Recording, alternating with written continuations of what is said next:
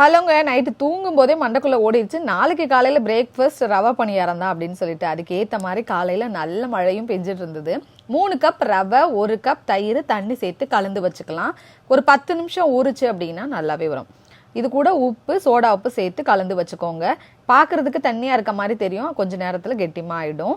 நல்லா கலந்து இது ஓரமாக வச்சுட்டு கடாயில் எண்ணெய், கடுகு, உளுந்தம்பருப்பு, கடலைப்பருப்பு, கருவேப்பிலை, வெங்காயம், பச்சை மிளகா குழந்தைங்களாம் சாப்பிட்றாங்க அப்படின்னா 1 இல்லைனா 2 அந்த மாதிரி ஆட் பண்ணிவிட்டு அதையும் நல்லா கலந்துட்டு வதக்கினதுக்கு அப்புறமா ஆட் பண்ணிவிட்டு அது கூடவே துருவின கேரட், கொஞ்சமாக மல்லி இலை இதையும் சேர்த்து கலந்துக்கலாம். ரொம்ப கெட்டியமாக இருக்க மாதிரி இருந்துச்சு அப்படின்னா கொஞ்சம் தண்ணி சேர்த்து கலந்துக்கோங்க, பணியாரத்துக்குலாம் ஊற்றுற மாதிரி.